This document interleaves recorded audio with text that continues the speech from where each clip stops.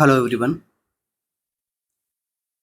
स्वागत है एक बार फिर से आप सभी का आपके अपने YouTube channel RNCC nursing online coaching and online test series.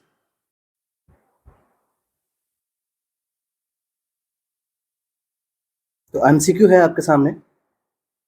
Which of the following is a selective estrogen receptor modulator. ठीक है, मतलब इसको अपन क्या कर सकते हैं, SERM। ठीक है, नीचे दिए गए ऑप्शंस में से कौन सी ऐसी ड्रग है जो एक सेलेक्टिव एस्ट्रोजन रिसेप्टर मॉड्यूलेटर का काम करती है? फुलवेस्ट्रेंट, फ्लूटामाइड, एमॉक्सीफेन या फिर क्लोमिफ्रेन सिट्रेट। तो आपको याद होना चाहिए कि हम क्या सोल्व कर रहे हैं। अपन प्रीवियस ईयर एमसीक्यू सोल्व कर रहे हैं एम्स के। ठीक है, किस प्रकार से एम्स आपको एमसीक्यू आते हुए भी आपको गलत करवा देता है। तो मोस्टली अपन हाई यील्ड एमसीक्यूज को सोल्व करते हैं, ताकि आपको देखो एमसीक्यू सोल्व करने से आपको थोड़ा लैंग्वेज समझना पड़ेगा कि क्वेश्चन पूछ क्या रहा है। ऐसी कौन सी ड्रग है जो एस्ट्रोजन के रिसेप्टर को मॉड्यूलेट कर सकती है? ठीक है, मॉड्यूलेटर का क्या मतलब होता है कि सिंपल मीनिंग में अगर हम देखें, मॉड्यूलेटर का मतलब टू मेंटेन बैलेंस।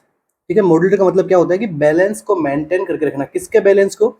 एस्ट्रोजन के रिसेप्टर के बैलेंस को मेंटेन करके रखना। आपको बस समझना है, ठीक है। ज़्यादा अपन मेडिकल लैंग्वेज में नहीं पढ़ेंगे क्योंकि एग्जाम नियर बाई है और थियरी की क्लास नहीं है। तो क्या रहा आपका करेक्ट आंसर? तो यहाँ पे बहुत सारे बच्चों ने आंसर दिया होगा क्लोमिफ्रेन सिट्रेट। ठीक है, और बहुत सारों का या फिर कुछ एक का आंसर होगा टेमोक्सीफेन। ठीक है, होना भी चाहिए क्योंकि दोनों ही एक ही कैटेगरी की ड्रग के अंदर हम इनको इन्वॉल्व करते हैं। ठीक है, दोनों ही सिमिलर से एक्शन करती है एस्ट्रोजन को लेके। बट यहाँ पर पूछा है कि सेलेक्टिव एस्ट्रोजन रिसेप्टर मॉड्यूलेटर कौन है सबसे ज्यादा मोस्ट कॉमन, तो आपका आंसर क्या जाएगा? Tamoxifen citrate. Tamoxifen, okay, not citrate. Tamoxifen जो ड्रग होती है, ओके, वो यहाँ पर क्या काम करती है? सेलेक्टिव एस्ट्रोजन रिसेप्टर को मॉड्यूलेट करने का काम करती है। ठीक है, अब देखो SERM क्या काम करती है, इसको समझ लेते हैं। सबसे पहले तो ये किस कैटेगरी की रहती है? तो SERM ड्रग है। ठीक है, और क्या है ये? नॉन स्टेरॉइडल सिंथेटिक एजेंट होती है।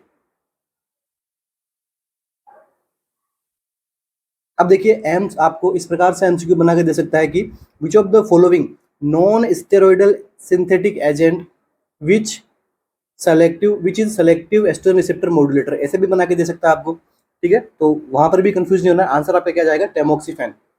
टेमोक्सीफेन नहीं है तो आपका क्लोमिफेन जा सकता है, मगर क्लोमिफेन होता नहीं है। ठीक है, सबसे अच्छा काम कौन करता है? टेमोक्सीफेन ही करता है एस्ट्रोजन रिसेप्टर को मॉड्यूलेट करने के लिए। अब ये क्या करता है, देख लीजिए। whose एगोनिस्ट और antagonist activity on estrogen receptor.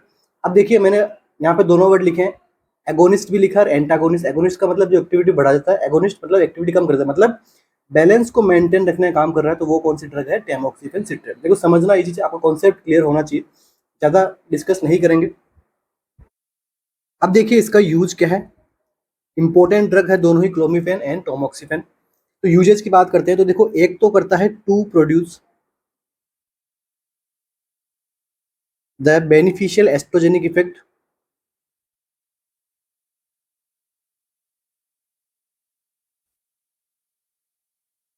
ठीक है, मतलब क्या हो गया? एगोनिस्ट एक्शन इसका।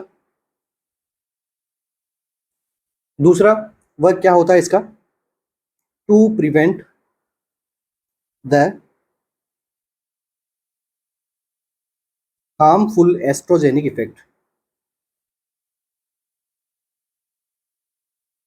एक तो ये प्रोड्यूस करता है कि एस्ट्रोजन से जो अच्छे इफेक्ट आते हैं उनको, दूसरा ये प्रिवेंट करता है किससे? हार्मफुल एस्ट्रोजेनिक इफेक्ट को। अब देखिए, एगोनिस्ट या प्रोड्यूस करता है अच्छे इफेक्ट किसके लिए? बोन के लिए, और दूसरा लीवर के लिए। कि भाई ठीक है, ये क्या करती है? बोन एंड लीवर को यहाँ पे एस्ट्रोजन का लेवल मेंटेन करती है, जिससे बोन एंड लीवर में उनमें अपन कह सकते हैं कि उनके फंक्शंस बेटर होते हैं। दूसरा, प्रिवेंट हार्मफुल इफेक्ट। अब हार्मफुल इफेक्ट एस्ट्रोजन का कहाँ पर देखने को मिल सकता है आपको? ब्रेस्ट से। ठीक है, इसलिए हम इसको कहाँ पे काम में ले सकते हैं? ब्रेस्ट कैंसर में।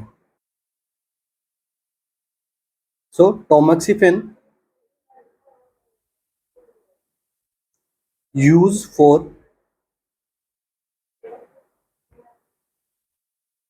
Treatment of breast cancer. Important है, इस प्रकार से ये टेमोक्सिफेन जो है वो ब्रेस्ट कैंसर को ट्रीट करती है, ये आपने समझ लिया, क्योंकि एस्ट्रोजन रिसेप्टर को मॉड्यूलेटर है। अब आप कभी नहीं बोलोगे कि ब्रेस्ट कैंसर को ट्रीट करने के लिए कौन सी ड्रग दी जाती है, तो टेमोक्सिफेन। ठीक है, आप क्लोमिफेन सिट्रेट में कंफ्यूज नहीं हो गए यहाँ पे। अब इसका देखो बेनिफिशियल एक्शन किसके ऊपर रहा, बोन एंड लिवर पे। ठीक है, तो बोन के फंक्शंस और आप कह सकते हो लिवर से क्या लिपिड प्रोफाइल वगैरह वो सब चीजें वो कैसे रहेगी, इसकी मेंटेन रहेगी।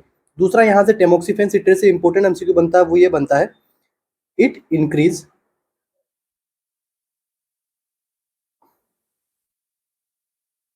Risk for endometrial cancer. ये किसकी रिस्क को बढ़ाता है, एंडोमेट्रियल की कैंसर को रिस्क को बढ़ाता है। प्लस और ये क्या करती है टेमोक्सिफेन, ये करती है थ्रोम्बोएम्बोलिज्म। अपन कह सकते हैं कि ये इस ड्रग के क्या है, साइड इफेक्ट है। ठीक है, दोनों ही, ये भी एमसीक्यू बना हुआ है एग्जाम में, इसका भी एमसीक्यू बना हुआ है एग्जाम में, इसका भी एमसीक्यू बना हुआ है एग्जाम के अंदर। ठीक है, दूसरी ड्रग की हम बात करते हैं, वो कौन सी है, क्लोमिफेन सिट्रेट।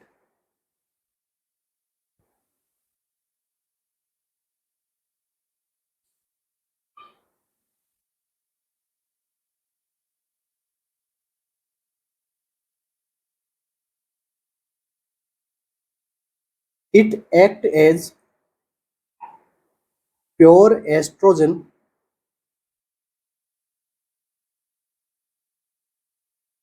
एंटागोनिस्ट। ठीक है, ये किस प्रकार काम करती है, ये एस्ट्रोजन पे काम तो करती है, मगर एक ऐसी ड्रग होती है एस्ट्रोजन एंटागोनिस्ट ड्रग होती है, एस्ट्रोजन के फंक्शंस को डिक्रीज करने वाली ड्रग है, वो कौन सी है, क्लोमिफेन सिट्रेट। ठीक है, एमसीक्यू पूछे आपसे कि which of the following drug is pure estrogen antagonist, आपका आंसर क्या रहना चाहिए, क्लोमिफेन सिट्रेट। वहां पे टेमोक्सिफेन को करेक्ट मत कर देना, क्योंकि टेमोक्सिफेन तो क्या कर रही है, मॉड्यूलेटर का काम कर रही है, कहीं पे एक्शन अच्छा कर रही है तो कहीं पे एक्शन बुरा भी कर रही है, मतलब लाइक जैसे एंडोमेट्रियल कैंसर करवा देती है। तो अपना आंसर क्या रहा फर्स्ट एमसीक्यू का, टेमोक्सिफेन। दूसरा देखिए, फुलवेस्ट्रान, फ्लूटामिडिन एंड क्लोमिफेन सिट्रेट, ये तीनों किस प्रकार की ड्रग है, तो ये तीनों जो ड्रग होती है वो कौन सी है, सेलेक्टिव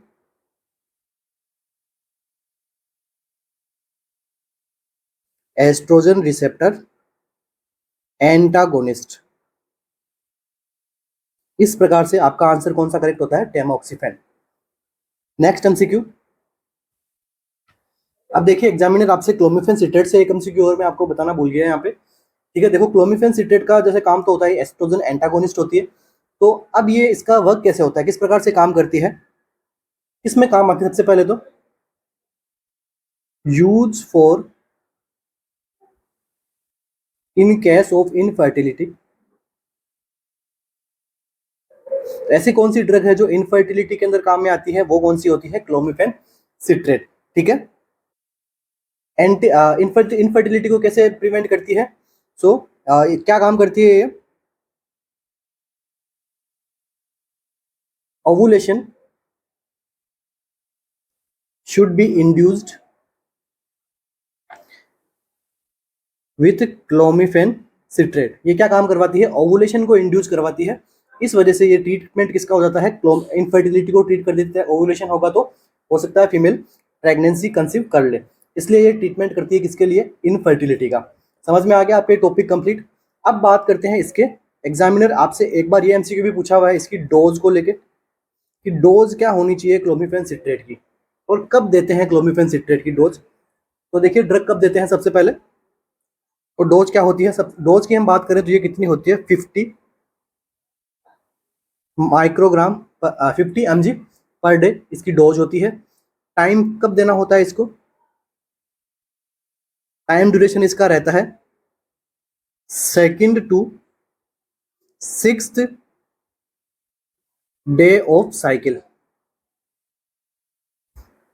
ठीक है, इसको अपन कब देते हैं, सेकंड एंड सिक्स जो साइकिल का डे होता है उस टाइम इस क्लोमिफेन सिट्रेट को अपन यहाँ पे क्या करते हैं, स्टार्ट करते हैं।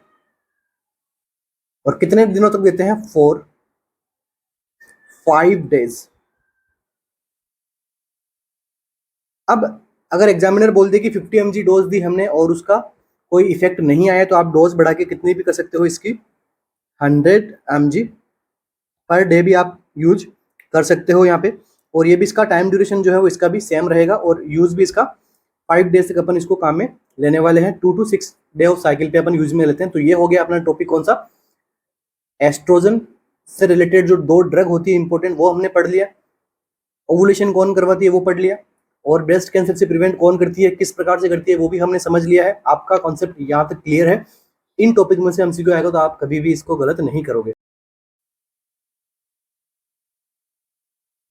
एमसीक्यू अपना, the diet prescribed for a patient with cysteine stone. ठीक है, एक पेशेंट है आपके पास में सिस्टीन स्टोन का, उसके लिए कौन सी डाइट को जो है वो प्रिस्क्राइब्ड किया जाना चाहिए या फिर किया जाता है। High protein diet, high carbohydrate diet, low protein diet या फिर मॉडरेट प्रोटीन डाइट। किस प्रकार की डाइट को जो है, अगर कोई पेशेंट सिस्टीन स्टोन है उसको, तो किस प्रकार की डाइट जो है पेशेंट को हम प्रोवाइड करवाएंगे।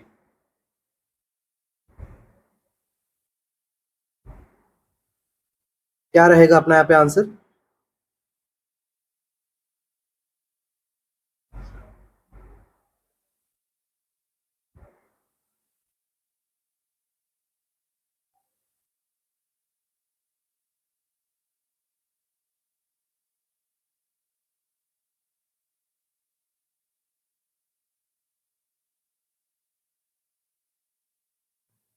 तो देखिए सिस्टीन स्टोन होता क्या है, पहले अपन इसके बारे में समझ लेते हैं। ये एक प्रकार का क्या है,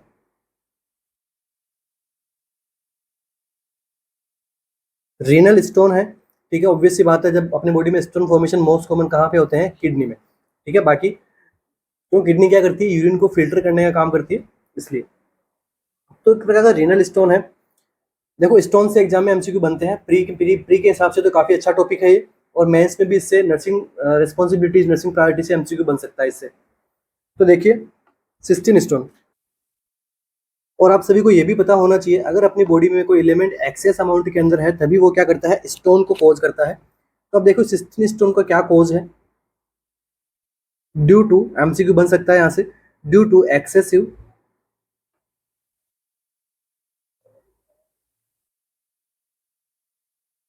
consumption of methionine amino acid को। एमसीक्यू बना हुआ भी है, बन सकता है आपके प्री के हिसाब से, कि सिस्टीन स्टोन के अंदर अपन कौन सा बॉडी में एलिमेंट ज्यादा होगा तो उसकी वजह से क्या होगा, स्टोन फॉर्मेशन होने के चांसेस रहता है। अब देखो अमाइनो एसिड है तो मतलब क्या हो गया, अपनी बॉडी में क्या अपन ज्यादा ले रहे हैं, प्रोटीन इंटेक अपन ज्यादा कर रहे हैं, इसलिए क्या हो रहा है, सिस्टीन स्टोन हो रहा है। अब प्रोटीन इंटेक को कम करवाना है तो ऑब्वियस सी बात है, आपकी डाइट भी यहाँ पे क्या रहेगी, लो प्रोटीन डाइट आप यहाँ पे पेशेंट को प्रिस्क्राइब करोगे। ठीक है, क्योंकि ये स्टोन हो किस वजह से रहा है, प्रोटीन की वजह से ये स्टोन देखने को मिल रहा है। ठीक है, जब हम एक्सेसिव अमाउंट के अंदर ये मेथियोनिन का कंजप्शन करते हैं तो ये एक प्रकार का क्या है, एसेंशियल अमाइनो एसिड है। ये कन्वर्ट होता है किसके अंदर, सिस्टीन के अंदर। सिस्टीन भी क्या है, एक अमाइनो एसिड है, जो कि किस प्रकार का होता है, नॉन एसेंशियल अमाइनो एसिड। अभी नॉन एसेंशियल अमाइनो एसिड अपनी बॉडी में बढ़ेगा तो ऑब्वियस सी बात है स्टोन फॉर्मेशन करवाएगा। अब हम बात करते हैं कि इसका नेचर कैसा होता है, एमसीक्यू बन सकता है यहाँ से, क्योंकि नेचर से ही हम इसकी डाइट अभी बनाएंगे। डाइट कैसी होनी चाहिए, लो प्रोटीन होनी चाहिए, अब एसिडिक डाइट होनी चाहिए, बेसिक डाइट होनी चाहिए, इससे भी एमसीक्यू आता है। तो वो अपन डाइट को किस प्रकार से अपन बनाएंगे भी, हाँ इस स्टोन का नेचर जाने बिना डाइट कैसे देंगे। सपोज अगर ये एसिडिक नेचर का है तो अगर हम एसिडिक डाइट देंगे तो और ज़्यादा स्टोन फॉर्मेशन होगा, इसलिए इसका नेचर जानना बहुत जरूरी होता है। तो सिस्टीन स्टोन होता है वो किस प्रकार का होता है, एसिडिक नेचर का होता है, इसलिए डाइट हम कौन सी देंगे यहाँ पे, बेसिक डाइट, या फिर अवॉइड एसिडिक डाइट। डाइट देंगे कैसे इसको, प्रोवाइड एल्कलिन एश डाइट। एमसीक्यू बना हुआ है यहाँ पर भी, जिपमेर के अंदर, ईएसआईसी के अंदर, और प्रीवियस एम्स के नॉर्थ साइड के अंदर एमसीक्यू बना हुआ है डाइट से लेकर स्टोन की। तो हल्के में मत लेना इस टॉपिक को। अब हम बात करते हैं इसके मैनेजमेंट की, इसका मैनेजमेंट किस किस प्रकार से करोगे। तो स्टोन फॉर्मेशन हो रहा है तो ज़्यादा से ज़्यादा अपन पानी पिलाएंगे पेशेंट को, और क्या करेंगे साथ में इसको डायरेटिक देंगे। मतलब मैनेजमेंट के लिए क्या है अपने पास में, फ्लूइड प्लस डायूरेटिक्स। कितना फ्लूइड देंगे अपन इसको, 3 to 5 लीटर पर डे हम इसको क्या देंगे, फ्लूइड देंगे, और क्या देंगे साथ में, plus penicillamine.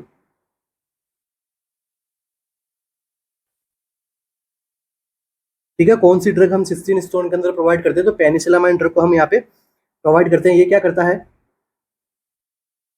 Reduce serum cysteine level. ठीक है, हर लाइन में एमसीक्यू बन रहे हैं।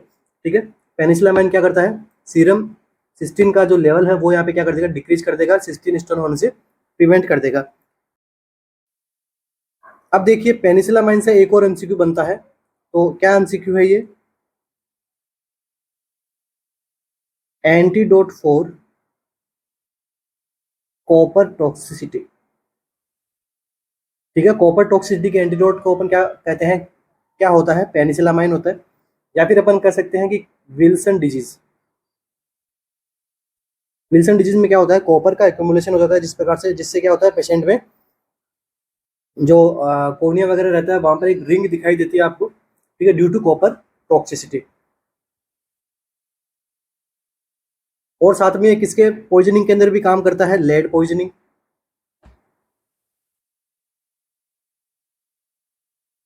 अब हम बात करते हैं इसकी डोज की, इस कंडीशन के अंदर इसकी डोज क्या रखेंगे,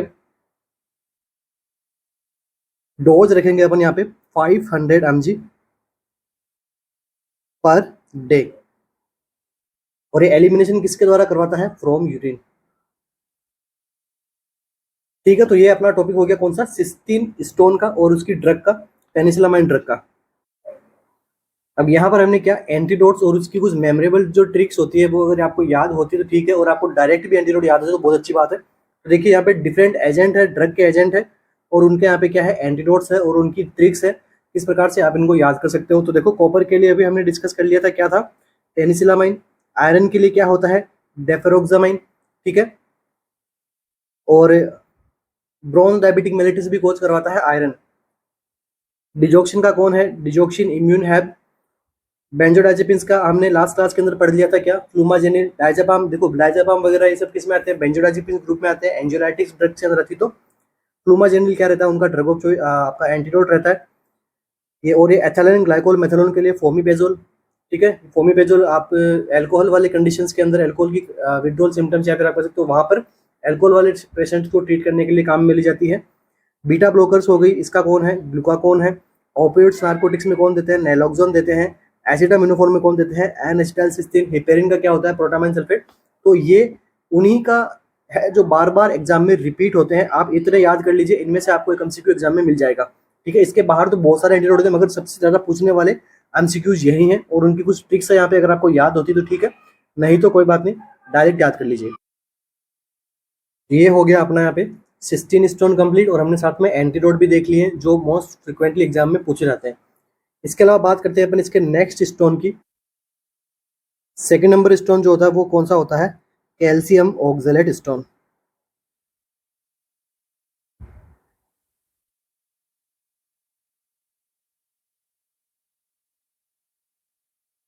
इस स्टोन से एमसीक्यू बनने वाले जो एमसीक्यू है वो है, ये स्टोन किस नेचर का होता है, ये होता है हार्ड स्टोन। सेकंड यहाँ से एमसीक्यू बनता है वो क्या एमसीक्यू है, कि which is the most common stone formation in our body या फिर किडनी। ये होता है मोस्ट कॉमन, कौन सा, कैल्शियम ऑक्सलेट स्टोन कौन सा होता है, most common type of stone. इसके बाद में नेक्स्ट किससे मिलके बना होता है, consist of calcium plus oxalate. Nature इसका कैसा होता है, नेचर इसका होता है एल्कलाइन, इसलिए यूरिन भी कैसा निकलेगा इससे, एल्कलाइन यूरिन यहाँ पे बाहर आता हुआ दिखाई देगा, एल्कलाइन नेचर का यूरिन रहेगा। अब देखिए अपनी वेजाइना की जो पीएच होती है वो कैसी होती है, एसिडिक। एसिडिक पीएच का रीजन क्या है, ताकि वो क्या कर सके, प्रिवेंट कर सके वेजाइनल इन्फेक्शन को। अब क्या हो गया, यूरिन की पीएच कैसी हो गई, एल्कलाइन हो गई।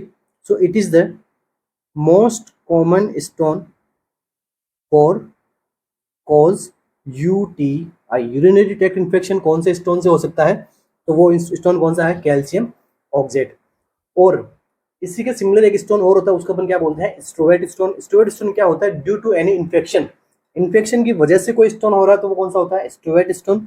और ऐसा स्टोन जो इन्फेक्शन कोज करता है वो भी कौन सा, यूटीआई। तो उसमें कौन सा आंसर निकलेगा आपका, कैल्शियम ऑक्सलेट स्टोन।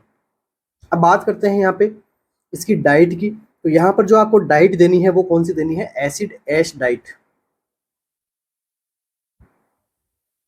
ठीक है, क्यों देनी है, क्योंकि एल्कलाइन नेचर का तो ये स्टोन होता है, ये एल्कलाइन डाइट दोगे तो और ज्यादा स्टोन फॉर्मेशन यहाँ पे देखने को मिलेगा। मगर ऐसी डाइट देनी जिसमें कैल्शियम और ऑक्जेलेट की अमाउंट यहाँ पे क्या देखने को मिले, कम देखने को मिले। और एल्कलाइन डाइट को तो क्या करना है, अवॉइड करना है। इसका आपको मैनेजमेंट करना तो किस प्रकार करोगे, एक तो हो गया अपना डायूरेटिक्स, और ये एक मोस्ट कॉमन टाइप का है, तो इसके अंदर अपन क्या देंगे साथ साथ में, पायरिडॉक्सिन। ठीक है, और फ्लूइड अपन वही रखेंगे कितना, 3 to 5 लीटर। ये कौन सा हो गया, कैल्शियम ऑक्सलेट स्टोन। इसके बाद में नेक्स्ट टाइप होता है 3rd नंबर का, ये कौन सा स्टोन होता है, स्ट्रोवेट स्टोन।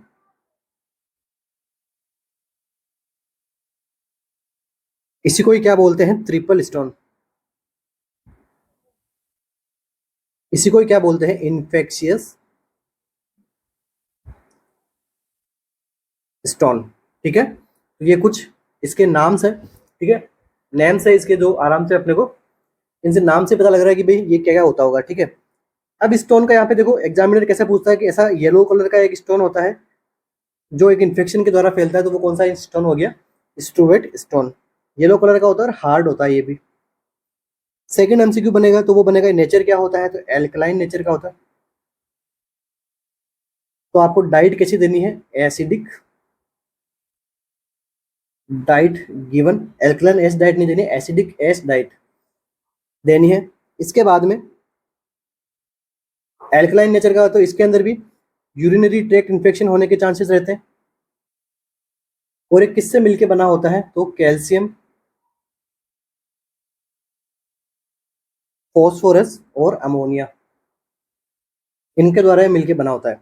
अब देखिए मैंने यहाँ पे एक लाइन लिखवाई कि most common cause for UTI, और ये भी क्या करता है, यूटीआई कॉज करता है। बट एल्कलाइन नेचर का होने की वजह से यूटीआई कॉज करता है, बट इसको होने के लिए इन्फेक्शन चाहिए बॉडी में, तभी ये होगा। बट ये इस स्टोन के लिए इन्फेक्शन नहीं चाहिए, ये इन्फेक्शन करवाता है। इसलिए यहाँ पे दोनों में यहाँ पे कंफ्यूज मत हो जाना, मिक्स मत कर देना इन दोनों चीज़ों को।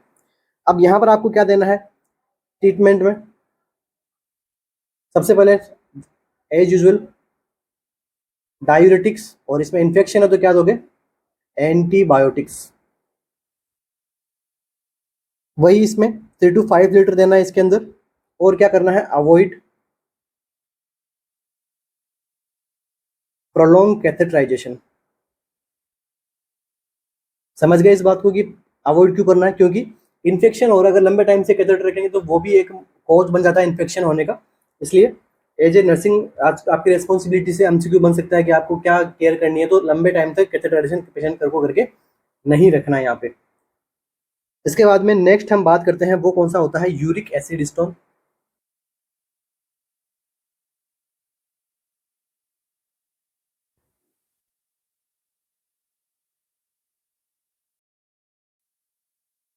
अब यहाँ से एमसीक्यू बनेगा अपने किससे, सबसे पहले तो नेचर से, कि कैसे नेचर का होता है, तो ये होता है एसिडिक, क्योंकि नाम में ही क्या है, यूरिक एसिड है। तो डाइट आपको क्या देनी है, एल्कलाइन एश डाइट। अवॉइड क्या करना है, एसिडिक डाइट को अवॉइड करनी है यहाँ पे। दूसरा, रिस्क फैक्टर की बात करें हम, तो कंडीशन आप सभी ने पढ़ी होगी, वो कौन सी है कंडीशन, गाउट, जिसके अंदर क्या होता है, यूरिक एसिड का एक्यूमुलेशन हो जाता है अपनी बॉडी के अंदर, जिसकी वजह से क्लासिकल उसका साइन बनता है, वो क्या होता है, टॉफी। टॉफी सबसे ज़्यादा कहाँ बनती है, ग्रेटर टो के अंदर। ग्रेटर टो के अंदर ही क्यों बनती है, ड्यू टू ग्रेविटी। ये जो क्रिस्टल्स होते हैं वो थोड़े हैवी रहते हैं, तो ग्रेविटी के अकॉर्डिंग वो नीचे जाके अपने ग्रेटर टो के अंदर सबसे ज़्यादा जमा होते हैं। उसके बाद में नीचे से अपर साइड में जो आपके साइन सिम्टम्स देखने को मिलते हैं। और जब इसको आप ब्रस्ट अप करते हो टॉफी को, तो आपको किस प्रकार का मटेरियल देखने को मिलता है, तो वाइट चीज़ी मटेरियल। तो ये थोड़ा टॉपिक से अलग जा रहे हैं अपन, तो ठीक है। यूरिक एसिड गाउट कंडीशन में देखने को मिलता है। डाइट की हमने बात करी ली। तो कलर अगर इसका पूछ ले तो ये कैसा कलर का होता है, रेड एंड येलो कलर। अब इसका अपन करेंगे क्या, मैनेजमेंट करना है तो मैनेजमेंट कर दो आप, जो गाउट के अंदर दे रहे हो वही अपन यहाँ भी प्रोवाइड कर सकते हैं। तो die यूरेटिक plus allopurinol drug. Allopurinol अपन किस में देते हैं, गाउट के अंदर भी पेशेंट को प्रोवाइड करवाते हैं, इसलिए यहाँ पर भी दे सकते हो। डायूरेटिक साथ में देनी है, 3 to 5 लीटर पानी देना है साथ में। और लास्ट एंड फाइनल अपने सिस्टीन के बारे में तो पढ़ लिया था आपने। एक स्टोन और होते हैं जिसको अपन क्या बोलते हैं, ट्राइमेट्रिन स्टोन। नेक्स्ट वन होता है ट्राइमेट्रिन स्टोन। ये भी किस नेचर का होता है, एसिडिक नेचर का होता है। तो आपको डाइट क्या देनी है, एल्कलाइन डाइट देनी है आपको। इसके हम ये होता किस वजह से है, due to increase level of potassium. Potassium का लेवल अपनी बॉडी में ज़्यादा होता है तो कौन सा स्टोन होता है, ट्राइमेट्रिन स्टोन यहाँ पे ज़्यादा देखने को मिलता है। एसिडिक इन नेचर का तो डाइट आपको क्या देनी है, इसके अंदर आपको क्या करना है, नर्सिंग रिस्पॉन्सिबिलिटी क्या है, अवॉइड पोटेशियम स्पेयरिंग डायूरेटिक्स। ये आप ध्यान में रखना, डायूरेटिक इसका ट्रीटमेंट है, हमें डायूरेटिक में भी कौन सा नहीं देना है, तो पोटेशियम स्पेयरिंग डायूरेटिक यहाँ पे नहीं प्रोवाइड करनी। तो कौन सी दे सकते हो आप यहाँ पे, loop diuretic. Okay, loop diuretic यहाँ पे प्रोवाइड करवा सकते हैं। अब देखिए मैं कुछ यहाँ पे टर्म लिख रहा हूँ बार बार में, एसिड एश डाइट, और एक साइड में मैं बता रहा हूँ कि डाइट कैसे देनी होती है, एल्कलाइन एश डाइट। ठीक है, ये तो मैंने इनके नाम बता रहा हूँ आप सभी को, इनमें होता क्या है। तो देखो एसिड एश डाइट उसको बोलेंगे जिससे क्या हो, एसिड का एक्यूमुलेशन ज्यादा हो बॉडी के अंदर। तो मिल्क, चीज, या फिर आपके डेयरी वाले प्रोडक्ट, और क्या हो सकता है, पल्सेस, चिकन, ठीक है, और ब्रेड्स। तो जिनमें एल्कलाइन नेचर का स्टोन है उनको क्या दे दो, एसिड डाइट दे दो। जिनमें एसिडिक स्टोन है उनमें क्या दे दो, एल्कलाइन डाइट दे दो। एल्कलाइन डाइट में क्या आता है, सभी प्रकार के फ्रूट एक्सेप्ट सिट्रिक एसिड वाले फ्रूट को। इसके अलावा और क्या दे सकते हो, वेजिटेबल्स, और क्या दे सकते हो, टोमेटो। टोमेटो के अंदर सिट्रिक एसिड होता है, बट ये यहाँ पर ऐसी एल्कलाइन एसिड डाइट के अंदर काउंट होता है। और यहाँ पे क्या नहीं देना है, फ्रूट्स में क्या नहीं देना है, एक्सेप्ट गवावा। ठीक है, इसके अंदर टोमेटो को भी आप कहा सकते हो, कंफ्यूज हो जाओगे। ठीक है, गवावा फ्रूट को अपन यहाँ पे प्रोवाइड नहीं करते हैं, इंक्लूड नहीं करते हैं एल्कलाइन एसिड डाइट के अंदर। मैनेजमेंट किस प्रकार से करोगे, स्टोन आ गया तो मैनेजमेंट करने के लिए क्या है आपके पास में, सर्जरी है। तो सर्जरी के अंदर क्या आ जाएगा, first one extra corporeal shock wave lithotripsy.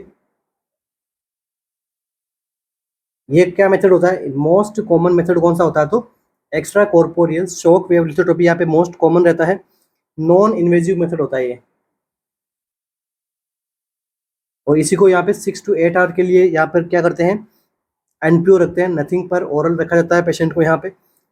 और रेक्टम एंड ब्लेडर को यहाँ पे क्या किया जाता है, एम्प्टी किया जाता है पहले। अब यहाँ से एक और एमसीक्यू बनता है कि इसकी क्या कॉम्प्लिकेशन है, इसकी कॉम्प्लिकेशन होती है red and cherry like urine. MCQ बना हुआ है ये भी। एक और यहाँ से एमसीक्यू बनता है, दूसरा और भी टाइप होते हैं इसके अंदर अपन, जिसके अंदर अपन पढ़ते हैं लेजर लिथोट्रिप्सी करवा लो, या फिर अपन कर सकते हैं परक्यूटेनियस लिथोट्रिप्सी, स्किन के थ्रू अपन यहाँ पे इंसिजन लगा के अंदर से अपन लिथोट्रिप्सी करवा देते हैं पेशेंट की। तो बट सबसे ज़्यादा कौन सी करवाई जाती है, extra corporeal shock wave lithotripsy. Urine कैसा आता है, रेड एंड चेरी लाइक का। देखिए दो इंपॉर्टेंट टर्म होती है स्टोन से रिलेटेड ही, एक होती है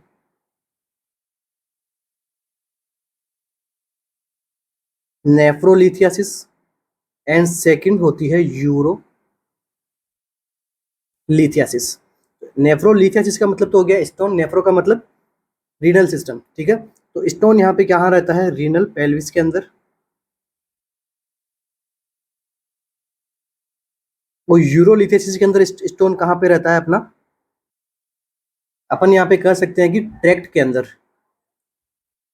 अब देखिए नेफ्रोलिथियासिस के अंदर पेन कैसा होगा और यूरोलिथियासिस के अंदर पेन कैसा होगा। तो सबसे पहले बात करते हैं नेफ्रोलिथियासिस के अंदर। तो पेन जो होगा वो कहाँ होगा, फ्लैंक रीजन के अंदर।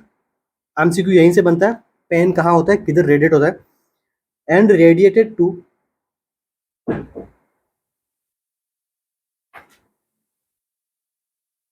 मेल के अंदर सबसे पहले बात करते हैं तो रेडिएट किधर होता है,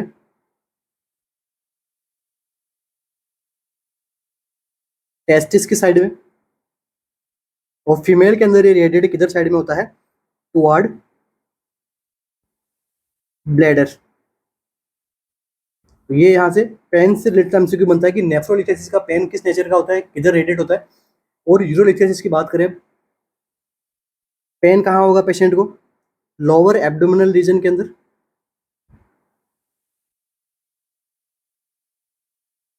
और ये रेडिएट किधर होगा, ग्रोइन रीजन के अंदर, बोथ मेल एंड फीमेल्स में। साथ में पेशेंट को क्या आता है, दोनों के अंदर ही डायफोरोसिस देखने को मिलता है, हिमेचूरिया देखने को मिल सकता है, नोजिया वोमिटिंग देखने को मिल सकता है। तो ये हो गया अपना रीनल स्टोन से रिलेटेड टॉपिक, किस प्रकार से अपन इसको मैनेज करते हैं, कितने टाइप के होते हैं, क्या क्या इसके अंदर पढ़ते हैं, कौन कौन सी ड्रग काम में लेते हैं, सब हमने पढ़ लिया है। डाइट कैसे देंगे, एमसीक्यू बनेगा आपके इससे। नेक्स्ट एमसीक्यू अपना,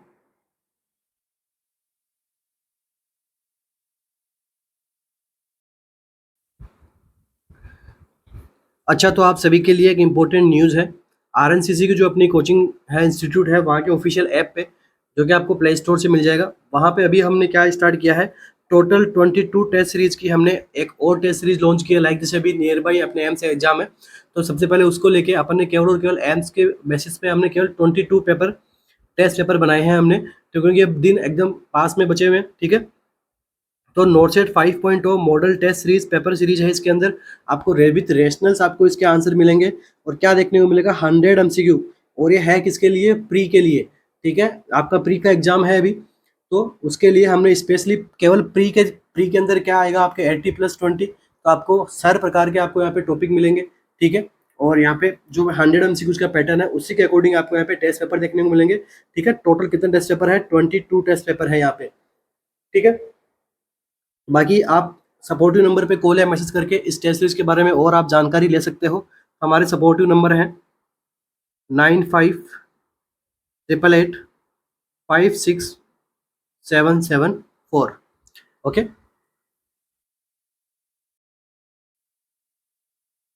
which of the following is OCP induced liver malignancy. कौन सी ऐसी ओसीपी है जो इंड्यूस कर सकती है क्या, लीवर मैलिग्नेंसी को। मैलिग्नेंसी मतलब वहां पर क्या हो रहा है, किसी प्रकार का ट्यूमर हो रहा है, कैंसर सेल वगैरह डेवलप हो रही है, मैलिग्नेंट हो गई। तो कौन सी ओसीपी है, ठीक है। ओसीपी इंड्यूस्ड लीवर मैलिग्नेंसी देखने को मिलेगा, मतलब ओसीपी क्या कर रही है, लीवर मैलिग्नेंसी कर रही है। तो किस टाइप की लीवर मैलिग्नेंसी वहां पे देखने को मिलती है, हिपेटिक एडिनोमा, हिपेटोसेलुलर कार्सिनोमा, हिमेंजियोमा, या फिर फोकल नोडुलर हाइपरप्लेसिया।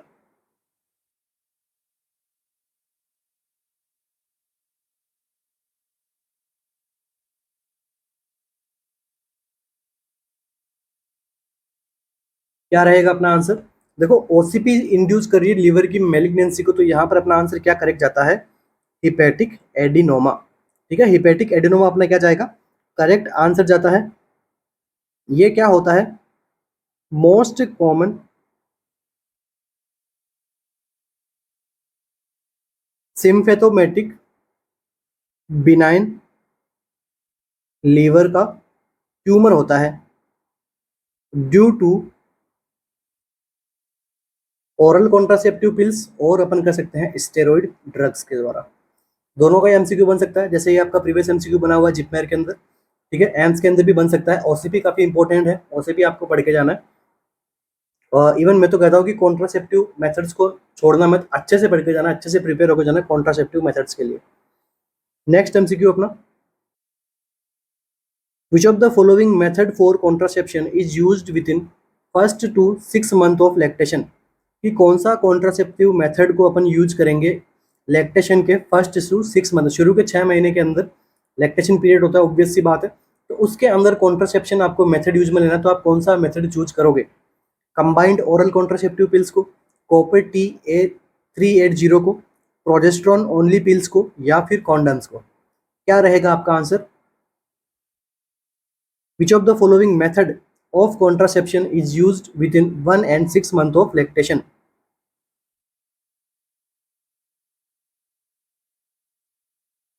तो ये एमसीक्यू तो आपके नोट सेट का ही है। तो देखिए यहाँ पर अपन क्या करेंगे, कौन सा मेथड यूज में लेंगे, मोस्ट कॉमन और मोस्ट एफिशिएंट मेथड अपन कर सकते हैं, तो वो कौन सा होता है? Progesterone only pills. क्या देंगे अपन यहाँ पे पेशेंट को? प्रोजेस्टेरॉन ओनली पिल्स जो है अपन यहाँ पे प्रोवाइड करवाते हैं। ठीक है, अब कंबाइंड ओसीपी क्यों नहीं प्रोवाइड करवाते हैं? क्योंकि ये क्या रहती है? Contra indicate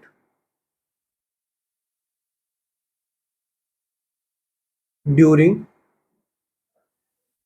lactation. दूसरा बात करते हैं कॉपर टी की, तो ये क्या करती है? इसको हम यूज कर सकते हैं लैक्टेशन में। Also can used during lactation, but most common complication is vaginal bleeding. इसलिए अपन इसको यहाँ पे बेस्ट मेथड नहीं मानेंगे। यूज कर सकते हैं मगर वेजाइनल ब्लीडिंग कोज करवा सकती है लैक्टेशनल टाइम के अंदर, और फर्स्ट मंथ के अंदर दे दोगे। अगर वो पीपीएस से ठीक हो गया ये फीमेल और हमने कॉपर टी लगा दिया, तो वापस से क्या हो सकता है? हेमरेज हो सकता है उसको। ठीक है, इसलिए अपन इसको नहीं इतना एफिशिएंटली यूज में लेते हैं। ठीक है, तो आप क्या यूज में लोगे? प्रोजेस्टेरॉन ओनली पिल्स को अपन यहाँ पे काम में लेते हैं। और इसका एक फंक्शन और होता है, कहाँ पे काम में ली जाती है? Use within 72 hours of unprotected sex में, और या फिर intercourse, to reduce the risk of pregnancy. Condoms को यहाँ पे काम में नहीं लेना चाहिए। क्यों नहीं लेना चाहिए? ऐसे तो अपन प्रोटेक्टिव मेजर्स, प्रोटेक्टिव बैरियर्स के अंदर अपन पढ़ सकते हैं, बैरियर मेथड के अंदर आता है, बट इसका क्या रहता है? देखो, हेल्दी वाइफ ईयर के अंदर इसकी फेलियर रेट देखी जाती है, वो कितनी होती है? 2 to 14% पर HWY। इसलिए अपन इसको इतना इफेक्टिव नहीं मानते, जबकि प्रोजेस्टेरॉन ओनली पिल्स काफ़ी ज़्यादा इफेक्टिव रहती है यहाँ पे। आंसर आप सभी को पता लग गया कैसे होता है, क्यों होता है, आराम से समझेंगे। नेक्स्ट MCQ अपना,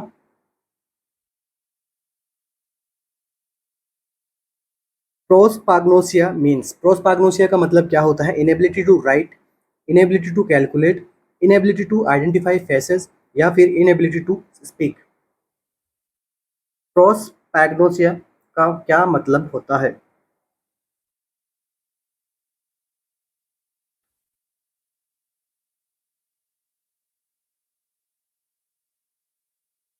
लिखने में प्रॉब्लम, कैलकुलेशन में प्रॉब्लम, फेस को नहीं पहचान पा रही है, या फिर बोलने में प्रॉब्लम?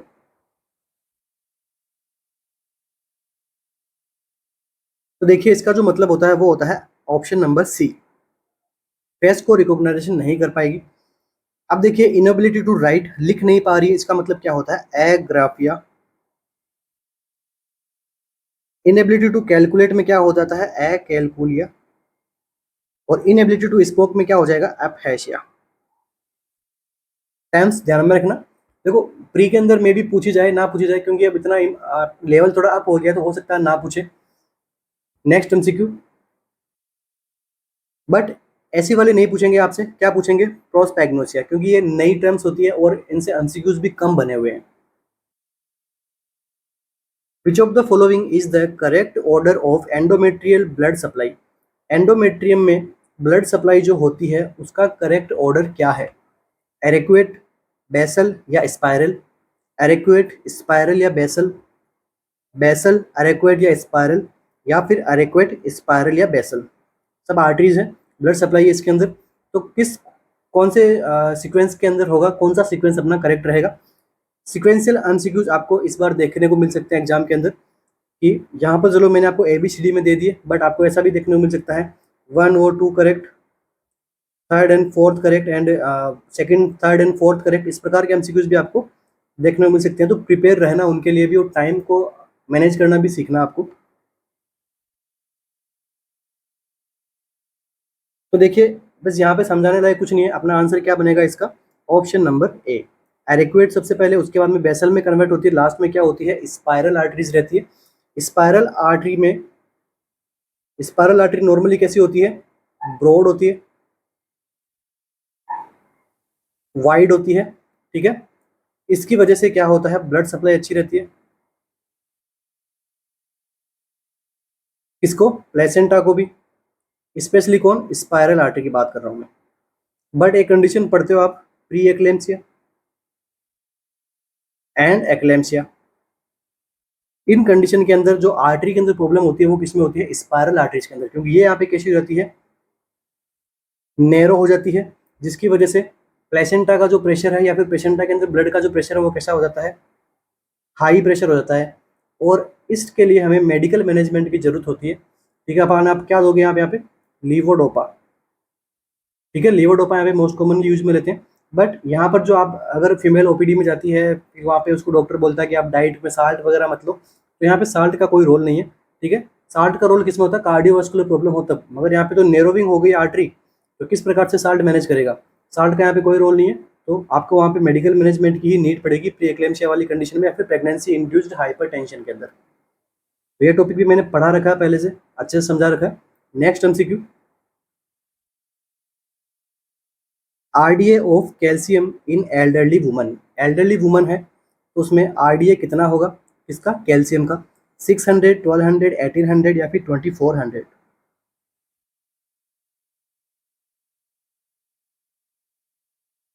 RDA पूछ सकते हैं एग्जाम के अंदर, क्योंकि प्रेगनेंसी से रिलेटेड RDA आपको सबसे ज़्यादा पूछे जाएंगे, नॉर्मल पूछे ना पूछे, मगर प्रेगनेंसी में यहाँ पे चेंजेस होते हैं, अपने वेरिएशन होते हैं। वहाँ पे देखिए तो RDA एल्डरली वुमेन के अंदर RDA का अपना आंसर क्या रहेगा, ये रहेगा अपना 1200 mg। और यही अगर आपसे पूछ रहे प्रेग्नेंट लेडी में तो ये कितना हो जाएगा, 1300 से 1500 mg, ठीक है। mg के अंदर आएगा, ये ध्यान रखना, DL के अंदर मत कर देना, जो वैल्यूज रहती है इन पे भी फोकस करना आप। Next MCQ, which of the following cancer is highest reported in death world wide, दुनिया के अंदर या फिर वर्ल्ड वाइड में ऐसा कौन सा कैंसर है जिसके अंदर हाईएस्ट रिपोर्टेड डेथ मिली है, सबसे ज़्यादा डेथ कौन से कैंसर से होती है, तो ovarian cancer, breast cancer, stomach cancer या फिर लंग कैंसर में, ठीक है। वर्ल्ड वाइड पूछा है, ऐसा कोई कुछ भी नहीं बोला गया कि मेल में फीमेल में, तो वहाँ आप कंफ्यूज होने वाले हो, मुझे पता है, वहाँ पर आपको कंफ्यूज नहीं होना है।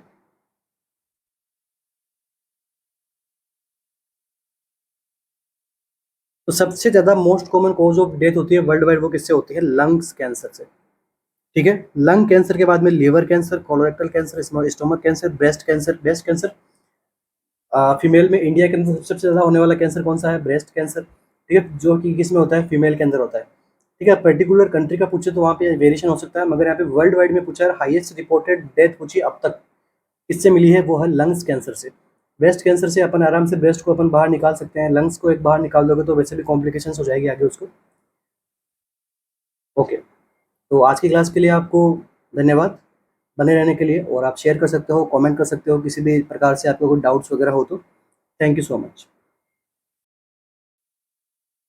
तो इसी के साथ ही आज की अपनी क्लास को कंप्लीट करेंगे। आशा करता हूँ आपको वीडियो लेक्चर्स काफ़ी अच्छा लगा हो, आपका नॉलेज खूब सारा बूस्टअप हुआ हो, और मिलते हैं अपने नेक्स्ट सेशन में, जिसके अंदर इससे भी ज़्यादा अच्छे प्रकार के MCQs मैं लेके आऊँगा आप सभी के लिए, और इससे भी बेहतरीन टॉपिक मेरी कोशिश रहेगी कि इससे भी बेहतरीन उसको सेशन बनाया जाए, और खूब सारे MCQs हम सोल्व करें साथ में मिलके। कुछ दिनों बाद में जब एग्ज़ाम नियर बाय रहेगा तो कोशिश करूँगा मैं लाइव क्लासेस लेने की, ठीक है। तो वहाँ पे भी अपना और अपना बेहतरीन अपना सेशन चलेगा। आगे लिए मिलते हैं अपने नेक्स्ट सेशन में। Thank you.